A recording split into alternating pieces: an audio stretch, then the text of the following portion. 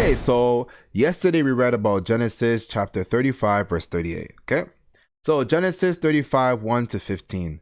God appeared to Jacob in a dream and tells him to move to Bethel and to build him an altar for the Lord, right? So then Jacob forces everyone in his household to throw away their idols and to purify themselves. So that's including Rachel when she stole the idol from her dad Laban. Okay. Then God sent out a terror in the towns of the area so no one can attack Jacob and his family. Jacob arrives at Bethel and builds an altar which was named El Bethel, right? So it's like the house of God. Okay. Then Deborah, Rebecca's nurse, dies and she gets buried under an oak tree, which is called Alon-Bakat, which means oak of weeping. So weeping, crying, sorrow. God appeared to Jacob again in Bethel and reconfirms and establishes that his name is Israel. So he's no longer Jacob.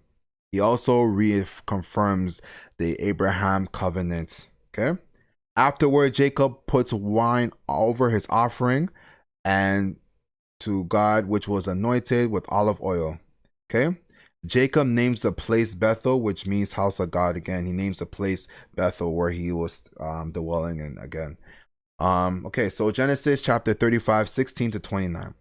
Rachel died giving birth to Benjamin and was buried in Ephrath. She named him Benoni, meaning son of my sorrow. And then Jacob named him Benjamin, which means son of my right hand. Okay. Fortunately, Reuben has sex with Bilhah, which was Jacob's concubine, and Jacob actually became aware of it, you know? So Leon's sons, who were Reuben, Simeon, Levi, Judah, Issachar, Zebulun, and then there was Joseph and Benjamin, who were Rachel's sons, okay? So Bilhah's sons were Dan and Naphtali, and Zilpah's sons were Gad and Asher. So that was all a total of 12 children, 12 male sons and 13 children, because they had Dinah as well. Okay. And Isaac died at the age of 180 years, and Esau and Jacob buried their father. So now Isaac is gone. So Genesis 36, verse 1 to 19. So then Esau married Adah, the daughter of Elon the Hittite, and Ohol, always get this mixed up, Oholibama, right? The daughter of Anna and granddaughter of Zibeon. Esau married Basemath, who was Ishmael's daughter, right? Then Esau moved with his wives, children, and entire household to Seir because him and Jacob could not coexist with their possessions. So there's too much possessions on both ends. So Esau decided to move. Okay. Genesis chapter 36, verse 20. So Anna discovered the hot springs in the wilderness while he was grazing his father's donkeys, right? And then the descendants of Esau, whose names were named after them, were Timnah, Alva, Jaheth, Aholibama, Elah, Pinon, Kenaz, Teman, and Mizbar.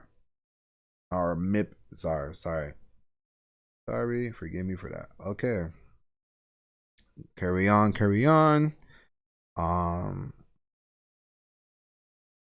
Okay, so Genesis chapter 37, verse 1 to 17. Jacob favored Joseph because he was born to him at old age. Joseph tended his father's flocks and worked for his half-brothers of Bilhah and Zilpah. Joseph's first dream was about him being in an open field tying up bundles of grain. His bundle stood up whilst his brother's bundles bowed before his. His brothers responded asking, why? Does he think he will be a king amongst us?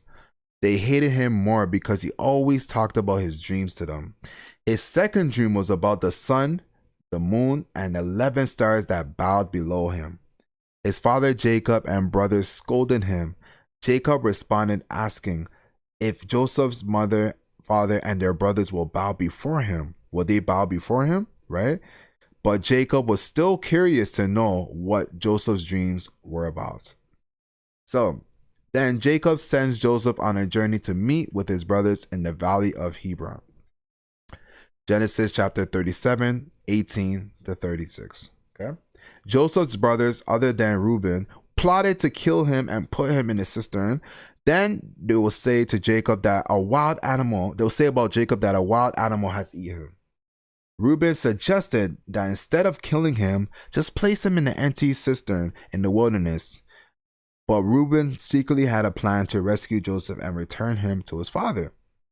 Joseph's brothers sold him to the Ishmaelites for 20 pieces of silver.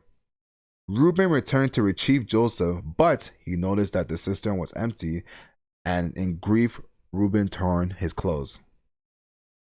His brothers then, when Reuben found out that Joseph was not in the cistern, and his brothers then took Joseph's robe and dipped it in a young goat's blood, right?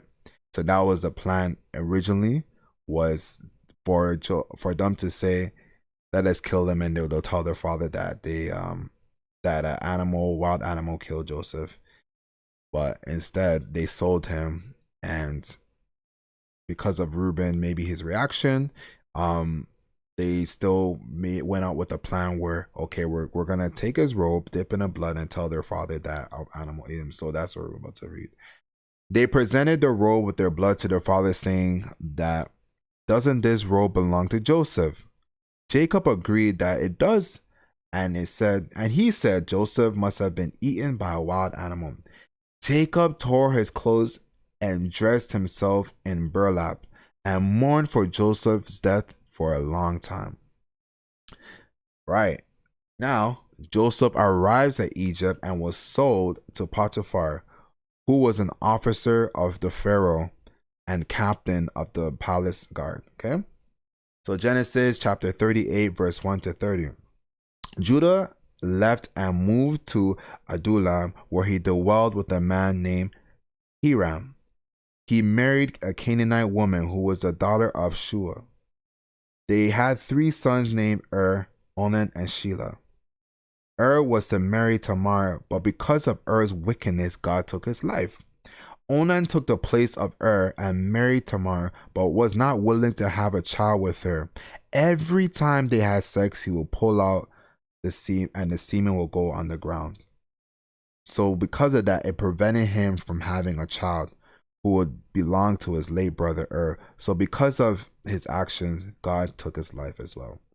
So Judah tells Tamar to go back to the home where she stays, and become a widow until Shelah is old enough to marry her.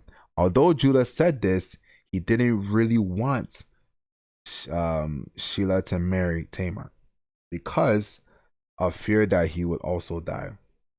When Judah's wife died, Tamar disguised herself with a veil to act like a prostitute. When Judah noticed her, he proposed to sleep with her, thinking she was a prostitute. He offered a young goat, but Tamar instead wanted Judah's identification seal, cord, and walking stick, right? So then 3 months later, Judah was told that Tamar pretended to be like a prostitute and that she was pregnant. Judah demands that she be burned, but as they were talking, she sent him a message saying that, isn't this the man who owned the seal, cord, and walking stick and made her pregnant? So then Judah recognized them and admitted he didn't want Shelah to marry Tamar. Tamar gave birth to twins. The first twin reached out of his hand, and the midwife tied a scarlet string around his wrist, claiming that this is the one that came out first. The first child quickly pulled his hand back, and the second child came out first. The child who came out of the womb was named Perez, and the baby with the scarlet string on the wrist was named Zerah. Okay, so that wraps up Genesis chapter 35 to 38.